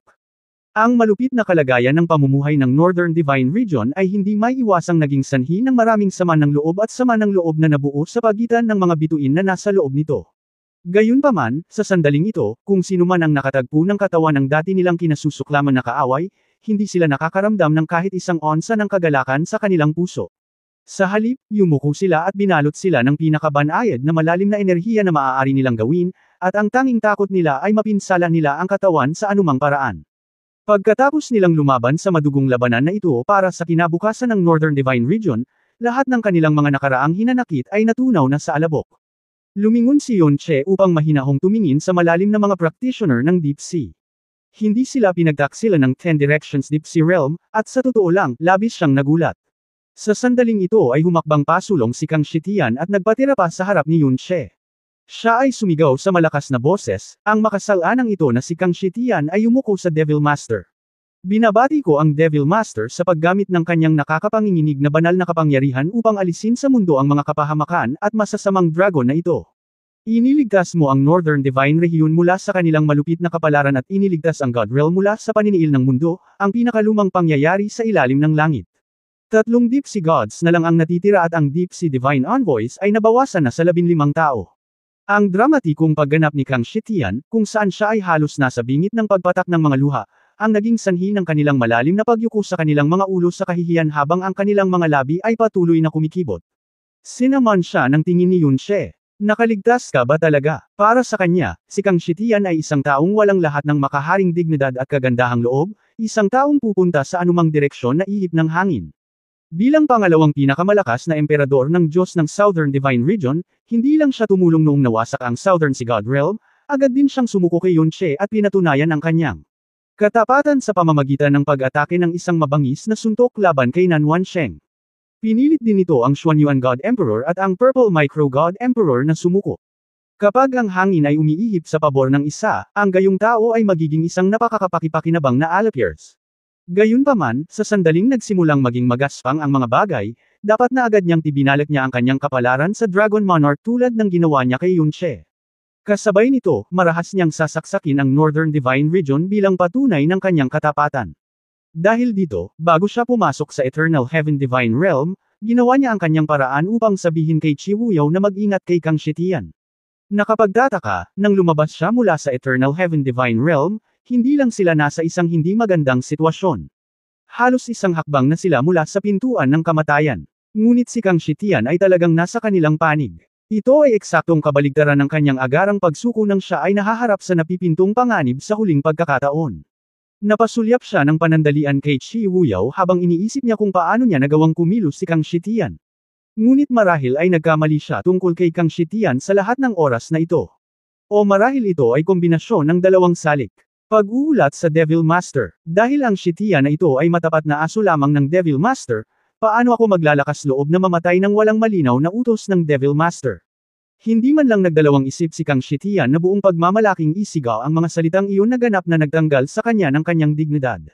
Pinagdikit ni Yunche ang kanyang mga kilay bago siya tumingin kay Qi Wuyaw. Pinili din ni Qi Wuyaw ang sandaling ito para magsalita. Sinabi niya, kahit na ang Diyos Emperor Shitian ay nakagawa ng isang malaking pagkakamali noong araw, siya ay talagang nakagawa ng maraming karapat-dapat na mga gawa sa labanan ngayon. Kung maaari ba nitong mabawasan ang kalubhaan ng kanyang mga krimen? Dahan-dahan siyang lumingon para tingnan si Muxuanyin. Nasa Devil Master o sa Snow Song Realm ang magpapas siya. Isang malamig na liwanag ang biglang sumibol mula sa asul na mga mata ni Muxuanyin sa sandaling matapos magsalita si Qi Wuyaw. Isang sinag ng nagyayelong enerhiya ang umiral ng wala saan at paputok na bumaril patungo kay Kang Shitian. Habang ang malamig na enerhiya ay dumampi sa kanya, naramdaman ni Kang Shitian na tumayo ang bawat balahibo sa kanyang katawan. Gayunpaman, mariin niyang itinikom ang kanyang mga ngipin at pinilit ang sarili na manatiling tahimik. Sa katunayan, mabilis pa nga niyang ibinahagi ang karamihan sa malalim na enerhiya na nagpoprotekta sa kanyang katawan. Pisit. Isang icicle na ilang metro ang haba ang tumusok sa kanyang dibdib at nagpalipad sa kanya. Lumipad siya ng ilang kilometro bago siya malupit na naipit sa lupa. Bang! Ang icicle na tumusok sa kanyang katawan ay pumutok sa malakas na pagsabog. Muling sumabog si Kang Shitian sa di kalayuan, ang kanyang katawan ay hindi sinasadyang lumapag sa lupa. Lumingon si Muxuanyin. Hindi na niya hinanggad na atakihin o tingnan man lang siya muli. Ang nakakatakot na malamig na enerhiya ay naging sanhi ng pagkagulat ng balat ni Kang Shitian ng isang nakakagulat na malabughaw na lilang. Nanginginig ang buong katawan niya, ngunit nagawa pa rin niyang magpumigla sa kanyang mga paa. Ang lahat ng kanyang malalim na enerhiya ay tumaas, ngunit hindi ito upang pagalingin ang kanyang mga sugat.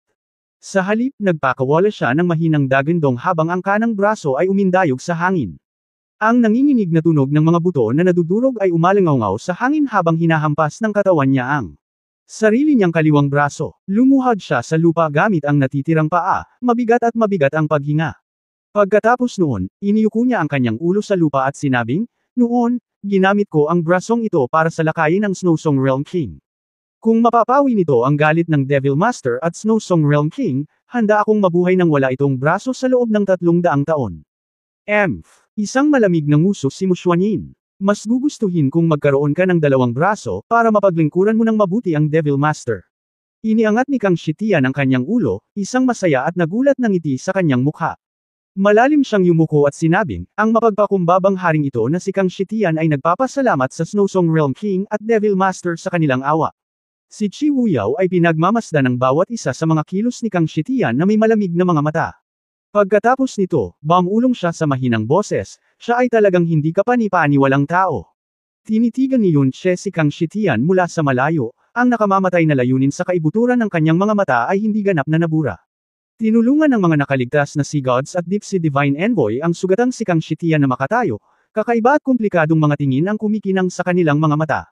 Kung isasantabi nila ang ilan sa kanyang mga kilos at salita, na nakakahiya na kahit sila ay hindi makayanan na masaksihan ang mga ito nang mangyari ang mga ito, ang tanging naramdaman nila sa mabangis na pag-uugali ni Kang Shitian ngayon ay isang ligaw na kagalakan, at isang malalim na paghanga na nalampasan ang anumang damdamin ng paghanga na mayroon sila para sa kanya. Sa labanang ito, ang Deep Sea Divine Region ay nabawasan sa wala, at marami sa kanilang mga Sea God at mga Divine Envoy ang bumagsak. Gayunpaman, ang kanilang daluyan ng banal na kapangyarihan ay ligtas at maayos pa rin, at ang gitna at ibabang baitang ng Deep Sea Profound Practitioner ay nakakalat na bago nagsimula ang labanan, kaya ang kanilang mga ugat ay nalagpasan ng mabagsik na bagyong ito. Higit sa lahat, ang mga aksyon ni Kang Shitian sa labanang ito ay natiyak na ang kanyang 10 Directions Deep Sea Realm ay may medyo mataas na posisyon sa bagong mundong ito na kontrolado ng Northern Divine Region. Kung sumabay siya sa agos ng labanan bago siyun ang paglitaw ni Che at itinapon ang kanyang kapalaran kasama si Long Bai, pagkatapos ay kaati niya ang kapalaran ng 4 na kalunos-lunos na kaharian ng hari sa kanluran. Gayunpaman, dapat sabihin na kung hindi pinili ni Kang Shitian na makipaglaban sa kanila at ilagay ang lahat ng kanyang taya kay Yun Che, ang Northern Divine Region ay maaaring hindi magkakaroon ng happy ending na nararanasan nito ngayon.